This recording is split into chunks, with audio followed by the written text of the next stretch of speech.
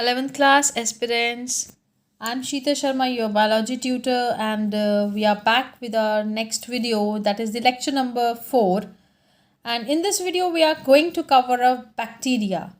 और बैक्टीरिया जो है एक ऐसा प्रोकैरियोट है जो यूजुअली आपको हर कहीं जो है देखने को मिलेगा in all habitats. Bacteria prokaryotes है और बेसिकली यूनिसेलुलर होता है. और सबसे पहले ल्यूवेनहोइक जो थे, एंटनी वॉन ल्यूवेनहोइक, उन्होंने देखा था इसे इन 1676 में. और कहाँ देखा था? Rain water, stored rain water के अंदर. और उन्होंने उस टाइम पे उसे एनिमल क्यूल्स जो है नाम दिया था. एट दैट टाइम बैक्टीरिया नाम जो नेम था दैट वाज नॉट देयर.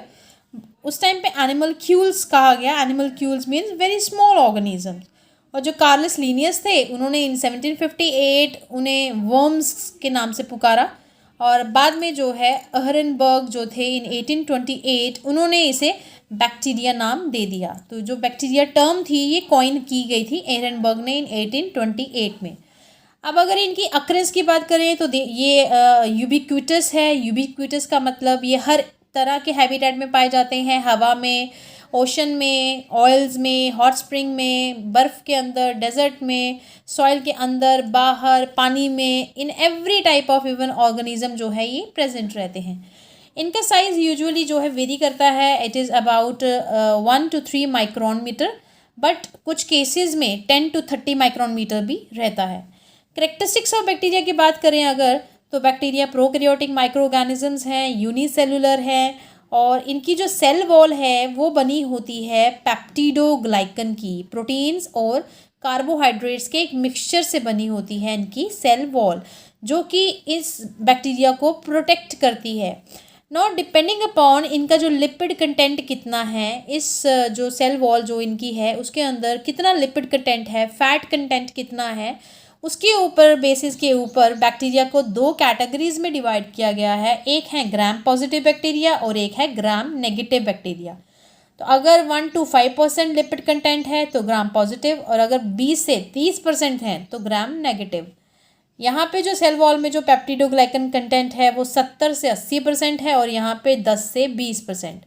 और इनकी सेल वॉल की जो थिकनेस है वो है 20 to 80 नैनोमीटर, यहाँ पे 7.5 से लेके 12 नैनोमीटर. तो ये कुछ डिफरेंसेस हैं ग्राम पॉजिटिव और ग्राम नेगेटिव बैक्टीरिया पे. अब और क्या करेक्टरिस्टिक फीचर्स हैं बैक्टीरिया के, जैसा कि आपको किंगडम मोनेरा के जो जनरल करेक्टरिस्टिक्स पढ़ाए थे वो आप सारे के सारे इसमें ऐड ऑन कर सकते हैं. तो अलग अलग पढ़ने की कोई ज़रूरत नहीं है. इनके पास भी नेक डीएनए है जिसे न्यूक्लियोइड या जीनोफोर कहते हैं. और जो न्यूक्लियोइड है वो कनेक्टेड होता है एक मीसोसोम, एक वाई शेप्ड स्ट्रक्चर प्रेजेंट होता है, उससे कनेक्टेड रहता है. और जो सेल मेम्ब्रेन है वो सिलेक्टिवली परमिएबल होती है, वो कुछ सबस्टांसेस को परमिट करती है सेल के अंदर आने में. और इंटरनली प्रेजेंट है सेल वॉल के अंदर. तो outer layer is the cell wall and inner layer is the cell membrane. और बहुत सारे रेस्पिरेटरी एंजाइम्स जो हैं वो इनर सेल मेम्ब्रेन के साथ अटैच्ड होते हैं. और इसके साथ जितने भी सेल बाउंड ऑर्गेनेलीज हैं, माइटोकॉन्ड्रिया, प्लास्टिड, गोल्गी बॉडी, सब एब्सेंट रहते हैं. सिर्फ 70s राइबोसोम प्रेजेंट होगा, और वो भी यूजुअली जब बहुत सारे राइबोसोम जुड़ेंगे तो वो बनाएंगे पॉलीराइबोसोम्स. तो इनका बेसिक फंक्शन क्या है? प्रोटीन को फॉर्म करना. तो they are also called as protein factories. Flagella protein होती है इनके पास, जिसकी वजह से they can move in water, right. और फिम्ब्रे और पिलाई भी होते हैं. फिम्ब्रे और पिलाई ऐसी प्रोटोप्लाज्मिक आउटग्रोथ्स हैं जो प्रोटोप्लाज्म से बनती हैं, छोटी छोटी आउटग्रोथ्स. और पिलाई का रोल किसमें है? कंजुगेशन में. और फिम्ब्रे का रोल किसमें है? अटैचमेंट. तो किसी भी अगर सबस्ट्रेट के साथ अटैच होना है, चिपकना है, तो फिम्ब्रे की मदद से वो बैक्टीरिया जो है अपने आप को वहाँ पे चिपका लेगा.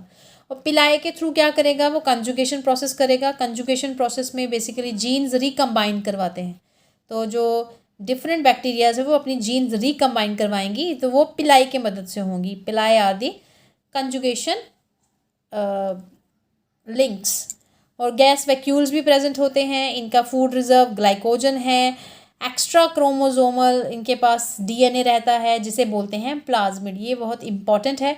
और प्लाज्मिड्स की वजह से ही इन्हें हम आगे जाके जब आप डीएनए टेक्नोलॉजी वगैरह पढ़ोगे तो प्लाज्मिड्स ही हैं जिसकी वजह से इन्हें यूज़ किया जाता है रिकॉम्बिनेंट डीएनए टेक्नोलॉजी के अंदर, क्योंकि प्लाज्मिड्स की अपनी एक एबिलिटी है, एक कैपेबिलिटी है कि अपने आप डिवाइड कर सकते हैं। दे कैन सेल्फ रेप्लिकेट, अपने आप को रेप्लिकेट करना, अपना नंबर बढ़ाना।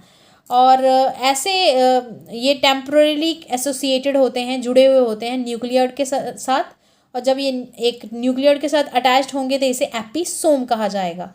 और प्लाज्मिड के पास बहुत सारी जीन्स रहती हैं, एंटीबायोटिक रेजिस्टेंट जीन्स होती हैं, फर्टिलिटी फैक्टर के लिए जीन्स रहती हैं। तो डिफरेंट डिफरेंट जीन्स जो है प्लाज्मिड के पास प्रेजेंट होती हैं। और ये प्लाज्मिड्स कहाँ रहते हैं? ये बैक्टीरिया के अंदर ही पाए जाते हैं, और किसी ऑर्गेनिज्म में प्लाज्मिड्स प्रेजेंट नहीं है, सिर्फ बैक्टीरिया के अंदर प्रेजेंट हैं। टिपिकल सेक्शुअल रिप्रोडक्शन नहीं होती है, बट जीन रिकम्बिनेशन होती है बाय 3 प्रोसेसेस जो आपको ऑलरेडी बताए थे, transformation, conjugation and transduction. A sexual reproduction होगी फिजन, बडिंग, स्पोर्स, फ्रेगमेंटेशन वगैरह के थ्रू। अगर हम इनकी शेप के बारे में बात करें, on the basis of shape हमारे पास 4 डिफरेंट टाइप के बैक्टीरिया हैं। एक है बैसिलस, अगर वो रॉड शेप के हैं तो बैसिलस, अगर वो सर्कुलर गोल हैं तो सफेरिकल हैं तो कॉकस। तो डिपेंडिंग अपॉन, अगर एक है तो सिंगल बैसिलस, 2 हैं तो डिप्लोबैसिलस, अगर एक स्टैक में है, पाइलअप हुए हैं एक के ऊपर एक तो पैलिसेड बैसिलस, और अगर चेन फॉर्मेशन कर रहे हैं तो स्ट्रेप्टोबैसिलस। और कॉकस में भी सिमिलरली वैसा ही है, अगर सिंगल है तो मोनोकॉकस, डबल फॉर्म में है डिप्लोकॉकस, 4 के फॉर्म में है टेट्रा, और अगर एक 3D फॉर्म बना रहे हैं तो सार्सिना, और अगर एक चेन फॉर्म में है तो स्ट्रेप्टोकॉकस। तो ये डिपेंडिंग अपॉन द शेप जो है ये सेकेंड कैटेगरी है। इसके बाद जो है आपका third is that is the staphylococcus also. अगर वो क्लस्टर्स में, जैसे अंगूर का गुच्छा होता है, अगर उस फॉर्म में है तो स्टेफेलोकॉकस। तीसरा है स्पाइरिलम, अगर वो इस तरह से कर्व्ड शेप में है तो स्पाइरिलम बैक्टीरिया, और अगर वो इस तरह से कॉमा शेप में है तो विब्रियो बैक्टीरिया। तो एग्जाम्पल्स हमारे पास है स्पाइरिलम बोलिटन्स और Vibrio cholerae, example is there. तो this is type of bacteria on the basis of just shape की बात कर रहे हैं। आगे जाके हम कुछ और टाइप्स पढ़ने वाले हैं। नाउ नेक्स्ट हम पढ़ेंगे बैक्टीरिया का जो स्ट्रक्चर है वो कैसा है, उसका सेल स्ट्रक्चर। तो बैक्टीरिया की एक टिपिकल डायग्राम जो है वो ये रही। अच्छे से डायग्राम को आप एक दफ़ा देख लीजिए। और इफ़ वी टॉक अबाउट, ये देखिए सबसे पहले एक बैक्टीरियल सेल के अंदर, एक बैक्टीरियल सेल जो है उसके बाहर ये देखिए डॉट लाइक जो स्ट्रक्चर दिख रहा है, दैट इज़ द ग्लाइकोकैलिक्स। ये जो डॉट लाइक स्ट्रक्चर है, ये आउटर लेयर, इसी को बोलते हैं ग्लाइकोकैलिक्स। अब ग्लाइकोकैलिक्स जो है ये आउटर मोस्ट एक म्यूसिलेज, एक चिपचिपी लेयर रहती है जो पॉलीसेक्राइड्स की बनी है, बट सेलुलोज की नहीं। पॉलीसेक्राइड्स और भी बहुत सारे हैं हमारे पास, और इसमें प्रोटीन्स हो भी सकती हैं और नहीं भी हो सकती हैं। और ये एक लूज शीट के टाइम तरह प्रेजेंट रहता है, और इसे कहा जाता है स्लाइम लेयर। और अगर ये लेयर जो है थिक है, इफ़ थिक एंड टफ, तो उस म्यूसिलेज कवरिंग को हम कैप्सूल बोलेंगे। और जो कैप्सूल है इसका काम क्या है, उस बैक्टीरिया को गमी नेचर देना, चिपचिपाहट जो प्रोवाइड करवाना, जो करेक्टरिस्टिक है चिपचिपी नेचर, वो देता है ये ग्लाइकोकैलिक्स। और जो कैप्सूल और स्लाइम लेयर है दोनों पॉलीसेक्राइड्स की बनी होगी, कई बार प्रोटीन्स भी उसमें प्रेजेंट रहती हैं। इसके बाद जो इंटरनल लेयर की अगर बात करें, this is the cell wall. ये जो आपको शेडेड दिख रही है इस तरह से, this is the cell wall. और बैक्टीरिया के पास सेल वॉल होती है, एक रिजिड, एक इलास्टिक कवरिंग है बैक्टीरिया की सेल वॉल। और साथ में ये ग्लाइकोकैलिक्स के इंटरनली प्रेजेंट है, और ये बैक्टीरिया को प्रोटेक्शन प्रोवाइड करवाएगी, उसको एक शेप प्रोवाइड करवाएगी। और अगर हम सेल वॉल की कंपोजिशन पे डिपेंड करें, तो अगर जैसे कि मैंने आपको ऑलरेडी बताया, तो वहाँ पे भी हमने ग्राम पॉजिटिव ग्राम नेगेटिव की बात की थी। तो यहाँ पे थोड़ा सा और डिटेल में ग्राम पॉजिटिव और ग्राम नेगेटिव का डिफरेंस जो है हम शो करेंगे। तो सेल वॉल ग्राम पॉजिटिव की थिक होती है, यहाँ पे थिन होती है। इनके पास सिंगल लेयर होती है, they have cell wall 2 layer रहती है। पोरिन्स, छोटे छोटे जो छेद होते हैं वो नहीं प्रेजेंट होते हैं सेल वॉल में, बट ग्राम नेगेटिव वालों के पास पोरिन्स अवेलेबल होते हैं। इनकी सेल वॉल स्मूथ होती है, इनकी सेल वॉल थोड़ी सी वेवी, थोड़ी सी इस तरह से वेवी, थोड़ी सी जिगजैग नेचर में होती है। इनके पास जो स्पेस है, एक पेरीप्लाज्मिक स्पेस, जैसे जो स्पेस सेल वॉल और प्लाज्मा मेम्ब्रेन के बीच में जो स्पेस होती है, जैसे if you can see this, ये देखिए, this is the plasma membrane and this is the cell wall. Cell wall और प्लाज्मा मेम्ब्रेन के बीच में ये जो खाली स्पेस दिख रही है ना, इसी को पेरीप्लाज्मिक स्पेस कहा जाता है। तो ये पेरीप्लाज्मिक स्पेस जो है बहुत ही छोटी होती है, इट इज़ लेस कॉन्स्पिशियस, बहुत स्मॉल होती है, और लिपिड कंटेंट यहाँ पे कम है, 1 से 5%। पेप्टिडोग्लाइकन कंटेंट ज़्यादा है, 70 से 80%। इनकी सेल वॉल के अंदर एक एसिड प्रेजेंट होता है जिसे बोलते हैं टिकोइक एसिड, जो कि ग्लूकोज, फॉस्फेट और अल्कोहल का बना होता है, और इनके पास नहीं होता है ऐसा कुछ भी।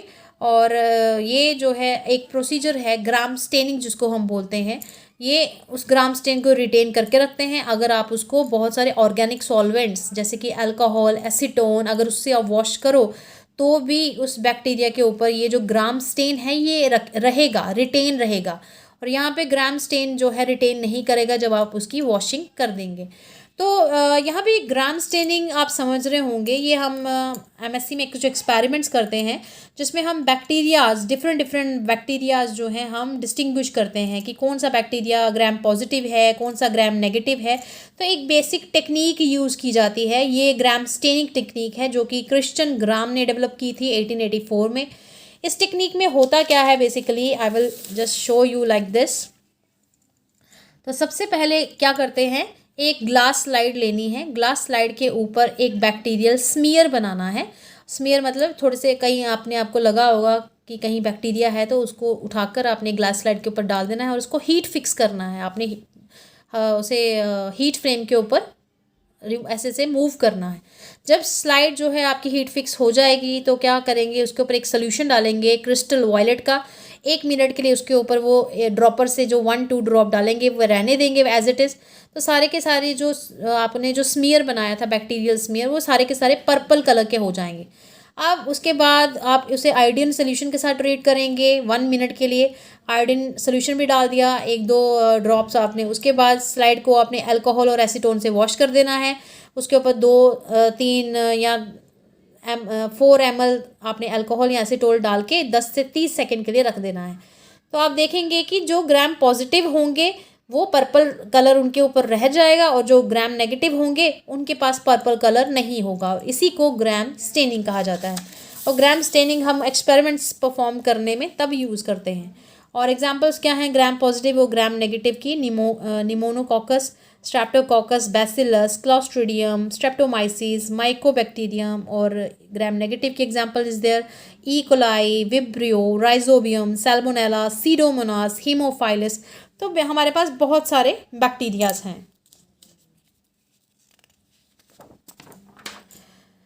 तो ये रही आपके डिफरेंट स्ट्रक्चर्स जो हम कवर अप करने वाले हैं। तो थर्ड सेल वॉल के बाद जो है वो है plasma membrane.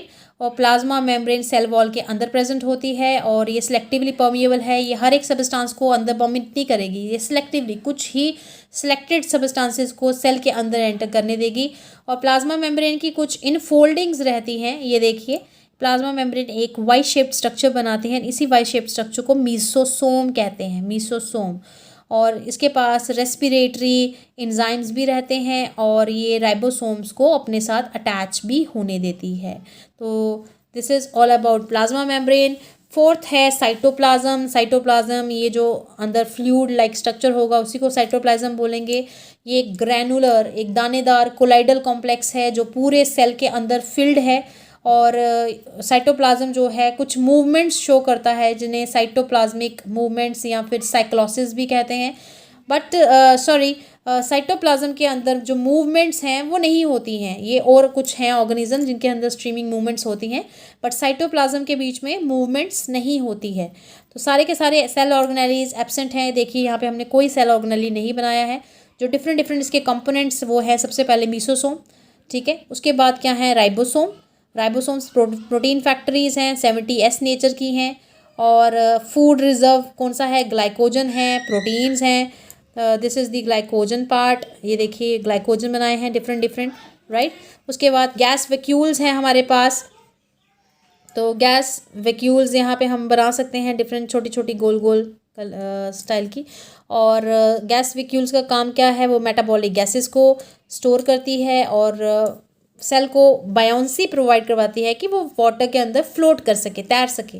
More over harmful radiation से भी उसे प्रोटेक्ट करती है। ये देखिए यहाँ पे as you can see, harmful radiation से भी प्रोटेक्ट करती है बैक्टीरिया को। और लास्ट फोटोसिंथेटिक पिगमेंट्स हैं बैक्टीरिया के पास, बैक्टीरियो क्लोरोफिल्स, बैक्टीरियो फेओफाइटिन्स और कैरोटीनॉइड्स, जिसकी वजह से ये अपना खाना खुद बना सकते हैं। Fifth is the nucleoid. Nucleoid जो कि न्यूक्लियर बॉडी या जीनोफोर है और as you know typical nucleus absent है, नेक्ड डीएनए है, और क्योंकि हिस्टोन प्रोटीन्स की कवरिंग नहीं होती है, और न्यूक्लियोइड जो है वो मीसोसोम के साथ अटैच्ड रहता है। बस इतना ही करना है हमने न्यूक्लियोइड में। Next is the plasmids. तो small self replicating extrachromosomal DNA है, और ये अपनी सारी प्रॉपर्टीज़ जो है बैक्टीरिया को देता है, जिसकी वजह से हम बैक्टीरिया को बहुत इम्पॉर्टेंट मानते हैं, राइट। इसके बाद फ्लैजिला है। तो फ्लैजिला फाइन प्रोटोप्लाज्मिक थ्रेड्स हैं जो बैक्टीरिया के अंदर प्रेजेंट होंगे, जो उसे स्विम करने में हेल्प करेंगे एक्वेटिक हैबिटेट्स में। तो डिपेंडिंग अपॉन कि कितनी फ्लैजिला हैं, अगर फ्लैजिला नहीं है बैक्टीरिया के पास उसे एट्राइकस कहेंगे। अगर एक फ्लैजिला प्रेजेंट है एक पोलर एंड में तो मोनोट्राइकस। अगर बहुत सारे एक टफ्ट एक ग्रुप ऑफ फ्लैजिला प्रेजेंट है एक ही एंड पे तो लोफोट्राइकस। अगर दोनों साइड पे दोनों पोलर एंड्स पे प्रेजेंट हैं फ्लैजिला तो उसे एम्फीट्राइकस कहेंगे। और अगर उसकी पूरी बॉडी के आसपास प्रेजेंट है तो उसे हम पेरीट्राइकस बोलेंगे। जो हमने यहाँ पे डायग्राम बनाई है, सी हियर, तो हमने यहाँ पे एक ही बनाया है बेसिकली। तो this is the monotrichous bacteria. तो क्योंकि it is having only one filament, तो सॉरी वन फ्लैजिला, तो हम बोलेंगे ये मोनोट्राइकस है। और नेक्स्ट इज़ दी पिलाई। पिलाई जो हैं ये प्रोटोप्लाज्मिक आउटग्रोथ्स हैं, और मोर ओवर पिलाई जो है एक प्रोटीन की बनी होती है that is called as pilin protein. और नेक्स्ट ग्राम नेगेटिव बैक्टीरिया के अंदर पिलाई प्रेजेंट होते हैं, और इन्हें सेक्स पिलाई या एफ पिलाई भी कहा जाता है। इनका नंबर 1 से 14 रहता है पर बैक्टीरिया। और इनका काम क्या है, ये कंजुगेशन प्रोसेस करते हैं और कंजुगेशन ब्रिजेस फॉर्म करते हैं, जो एक बैक्टीरिया और दूसरे बैक्टीरिया के जो न्यूक्लियर मटेरियल का ट्रांसफ़र है वो इसी कंजुगेशन ब्रिज के थ्रू होता है। Ninth is the fimbriae. Fimbriae जो है स्मॉल ब्रिस्टल लाइक फाइबर्स हैं जो बैक्टीरिया सेल की सरफेस से राइज करते हैं। इनका जो नंबर है पर्स बैक्टीरिया अगर बात करें तो 300 to 400 फिम्ब्रे प्रेजेंट होते हैं एक बैक्टीरिया में। लेंथ जो है 0.1 से 1.5 माइक्रोन मीटर रहती है, चौड़ाई 3 से 10 नैनोमीटर। और इनका काम क्या है, अगर कोई भी सबस्ट्रेटम कोई सॉलिड सरफेस मिल जाएगी तो बैक्टीरिया को उसके साथ चिपका लेंगे, होल्ड कर लेंगे।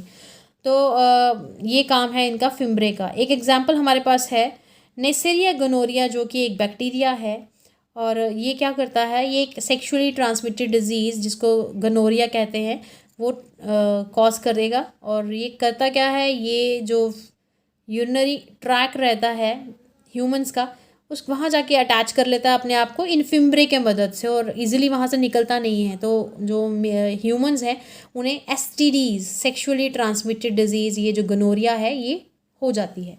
तो this is the whole structure of DNA. ये बैक्टीरिया का ये पूरा स्ट्रक्चर था, एक कॉम्प्लेक्स स्ट्रक्चर है इनका। सी दिस, और ये देखिए आपका जो न्यूक्लियाइड है it's highly complicated, highly coiled बोलेंगे हम इसे, ज़्यादा अच्छा रहेगा। सी दिस, ठीक है। इसके बाद बैक्टीरिया की कुछ टाइप्स हैं ऑन द बेसिस ऑफ, अगर रेस्पिरेशन बात करें तो we have 4 categories, obligate anaerobes, facultative anaerobes और फैकल्टेटिव एरोब्स। ऑब्लिगेट का मतलब ही होता है स्ट्रिक्ट। तो ऑब्लिगेट एरोब्स वो बैक्टीरिया हैं जो सिर्फ ऑक्सीजन की प्रेजेंस में सर्वाइव करते हैं। ऑक्सीजन होगी तो जिंदा रहेंगे, अदरवाइज नहीं। बैसिलस सबटिलिसिस की एग्जांपल है। ऑब्लिगेट एनारोब्स वो जो सिर्फ ऑक्सीजन की एब्सेंस में ही सर्वाइव करते हैं, ऑक्सीजन की अवेलेबिलिटी नहीं चाहिए, अगर होगी तो मर जाएंगे। Example clostridium acetobutylicum. और फैकल्टेटिव एनारोब्स वो हैं जो नॉर्मली तो एरोबिक होते हैं, ऑक्सीजन के प्रेजेंस में सर्वाइव करते हैं, बट अगर ऑक्सीजन की एब्सेंस है तो वो एनारोबिक भी हो सकते हैं, they can survive. Clostridium tetani. और फैकल्टेटिव एरोब्स में क्या है, ये नॉर्मली एनारोबिक होते हैं, विदाउट ऑक्सीजन रहते हैं, बट कभी ऑक्सीजन आ जाए मिल जाए तो सर्वाइव तब भी कर लेते हैं। एग्जाम्पल रोडोबैक्टर। तो ये है on the basis of their respiration. अब है on the basis of nutrition. अगर हम बात करें तो बैक्टीरिया दो टाइप के हैं, ऑटोट्रॉफिक जो अपना खाना खुद बना सकते हैं, और एक है हेटरोट्रॉफिक जो अपना खाना खुद नहीं बना सकते हैं। ऑटोट्रॉफिक फर्दर दो categories, photo autotrophic bacteria, chemo autotrophic, और हेटरोट्रॉफिक में तीन, सेप्रोट्रॉफिक, सिम्बायोटिक और पैरासिटिक। फोटो ऑटोट्रॉफिक वाले सोलर एनर्जी की मदद से अपना खाना बनाएंगे। कीमोट्रॉफिक वाले जो इलेक्ट्रॉन्स मिलते हैं ऑक्सीडेशन के लिए तो उससे एनर्जी ऑब्टेन करेंगे, और सेप्रोट्रॉफ्स वाले डेड डिकेइंग से अपनी एनर्जी ऑब्टेन करेंगे, खाना ऑब्टेन करेंगे। और सिम्बायोटिक वाले ये इन म्यूचुअल रिलेशनशिप, ये दूसरे लिविंग ऑर्गेनिज्म के साथ रिलेशन बना के उनसे खाना ऑब्टेन करेंगे, और ऐसे प्रोसेस को सिम्बायोसिस बोला जाता है। और पैरासिटिक वो जो एक लिविंग होस्ट से अपना खाना ऑब्टेन करेंगे उसे हम बोलेंगे पैरासिटिक बैक्टीरिया। तो ये डिफरेंट मोड ऑफ न्यूट्रिशंस हैं। तो on the basis of nutrition भी इनकी कैटेगरीज हो गई।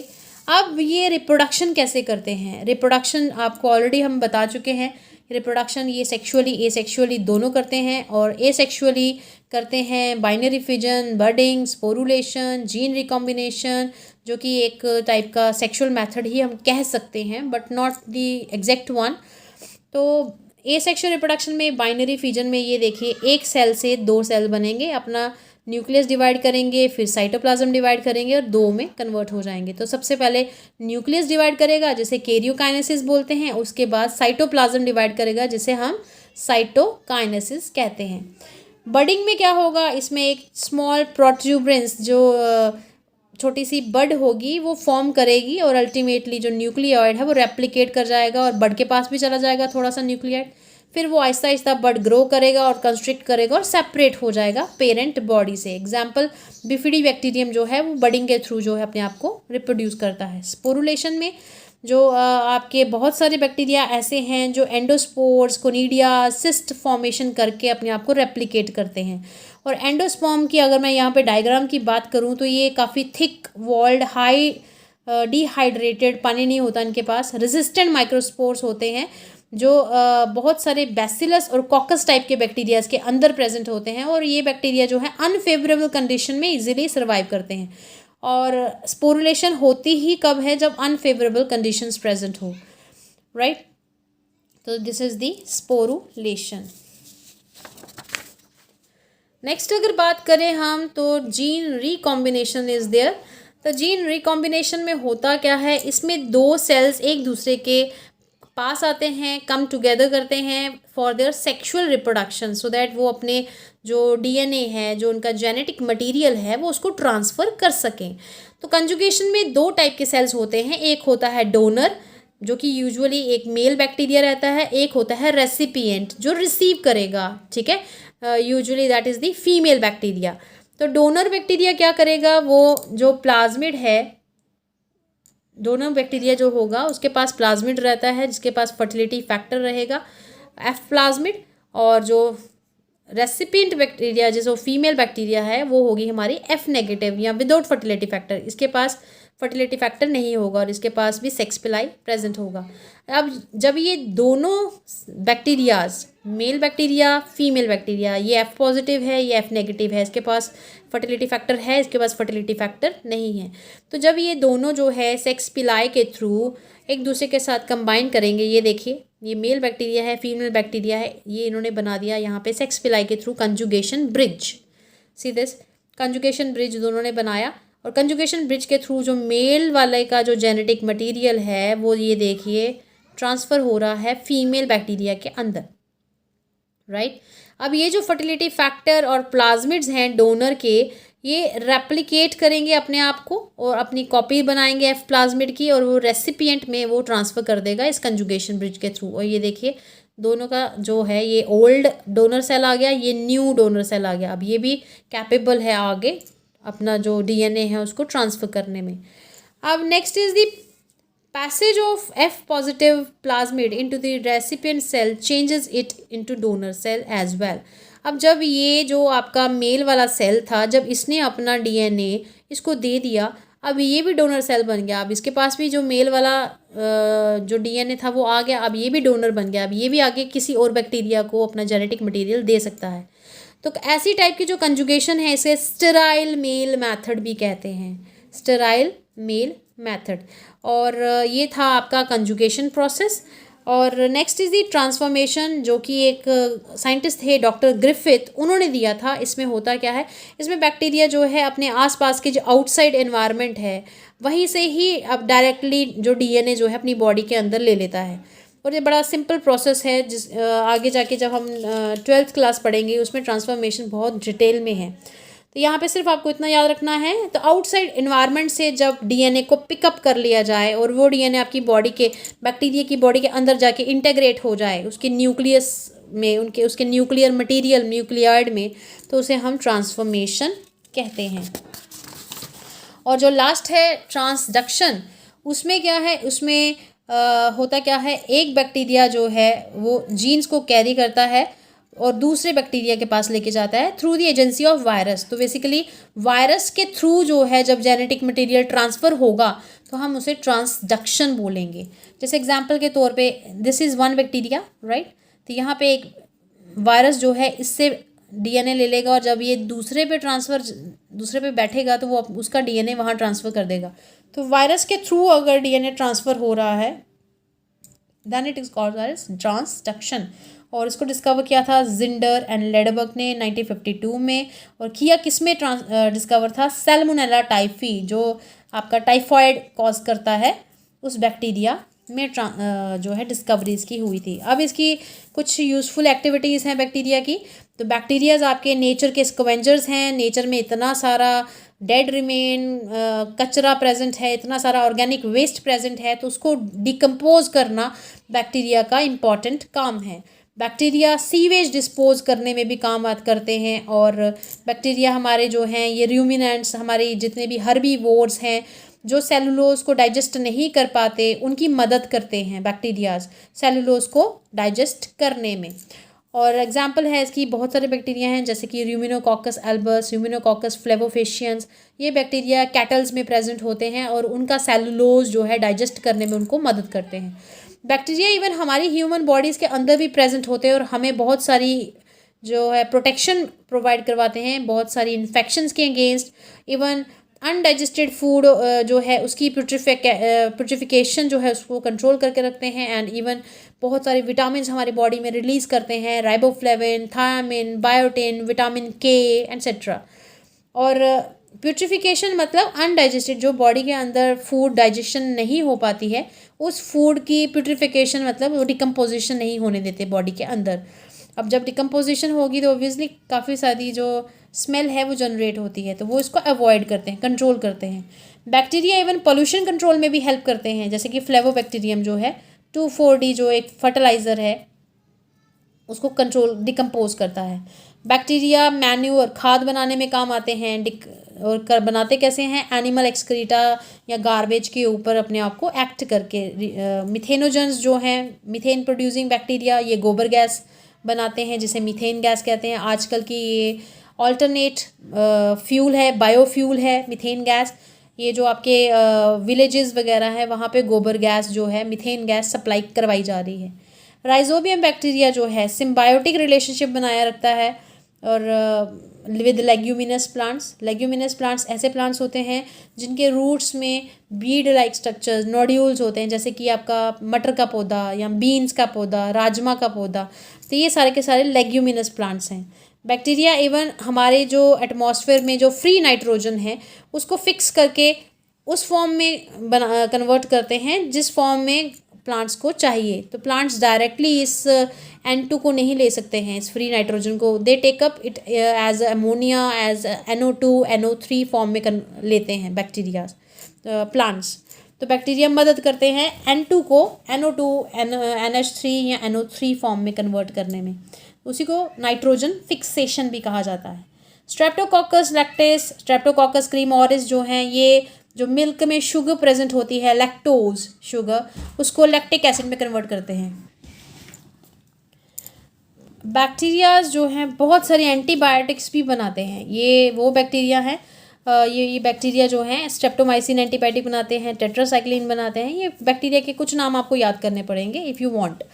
बैक्टीरिया को इवन जेनेटिक इंजीनियरिंग में भी यूज़ किया जाता है, स्पेशली ई कोलाई और एग्रोबैक्टीरियम ट्यूमेफेशियन जो बैक्टीरिया है, इनको जेनेटिक इंजीनियरिंग जो रिकॉम्बिनेंट DNA टेक्नोलॉजी है उसमें यूज़ किया जा रहा है आज।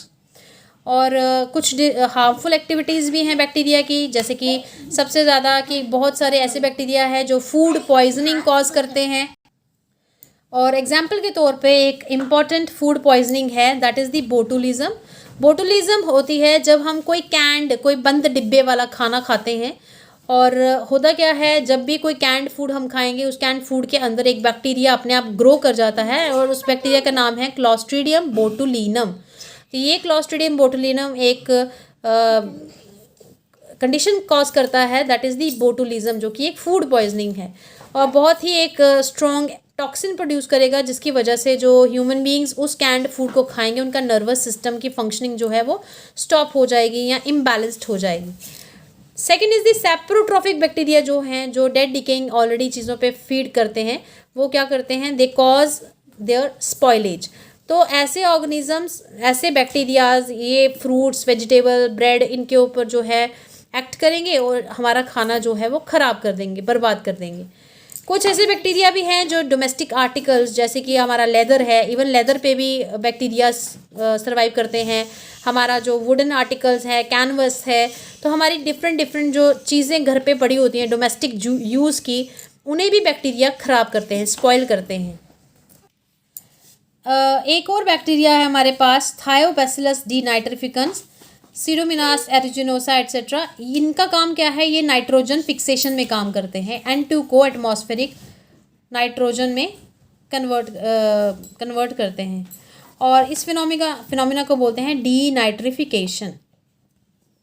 ठीक है, बट हमें डीनाइट्रिफिकेशन नहीं चाहिए, क्योंकि प्लांट्स को इसी फॉर्म में नाइट्रोजन चाहिए, वो इस फॉर्म को यूटिलाइज कर ही नहीं सकते हैं, तो ये भी एक डिसएडवांटेज है।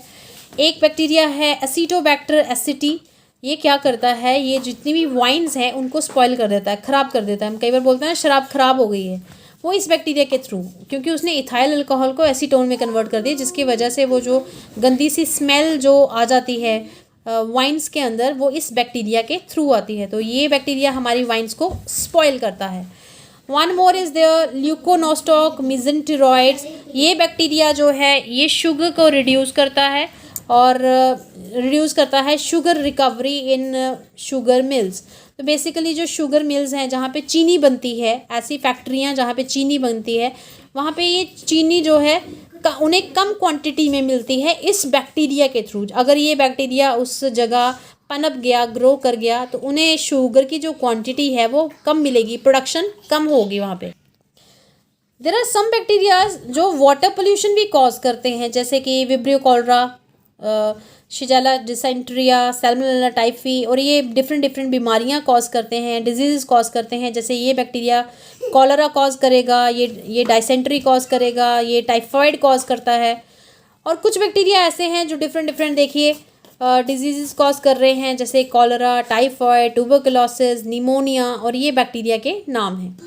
और एक बैक्टीरिया हमारे पास बैसिलस एंथ्रैक्स, जिसे एज अ बायो वेपन भी आज के टाइम पे यूज़ किया जा रहा है। अगर ये बैक्टीरिया के स्पोर्स को छोड़ दिया जाए हवा में, तो ये डिफरेंट ये बहुत सारी जो है बीमारी कॉज करेंगे, और जिसकी वजह से एज अ बायो वेपन इस्तेमाल किया जा रहा है। एग्जाम्पल के तौर पे अगर मैं बायो वेपन की बात करूँ, तो हो सकता है जो चाइना है उसने में भी जो वायरस था वो as a bio weapon use किया हो, राइट। तो इट कैन बी पॉसिबल। वैसे भी पहले कहा जा रहा था कि शायद चाइना ने जानबूझ के जो वायरस है वो छोड़ा है, और बहुत सारे ऐसे बैक्टीरिया भी हैं जिन्हें एज अ बायो वेपन जो है यूज़ किया जा रहा है, and for creating human terror, हम लोगों में दहशत फैलाने के लिए। बहुत सारी बीमारियां कॉज होंगी अगर ये बैक्टीरिया भी हवा में आ जाए, जैसे हमारा कोरोना वायरस जो है हवा में अब आ चुका है। सो विद दिस आपका बैक्टीरिया कंप्लीट होता है। इन आवर नेक्स्ट वीडियो हम लोग नेक्स्ट जो टॉपिक है प्रोकैरियोट्स का, किंगडम मोनेरा का, वो हम कवर करेंगे। आर्की बैक्टीरिया, साइनोबैक्टीरिया को कवर करेंगे।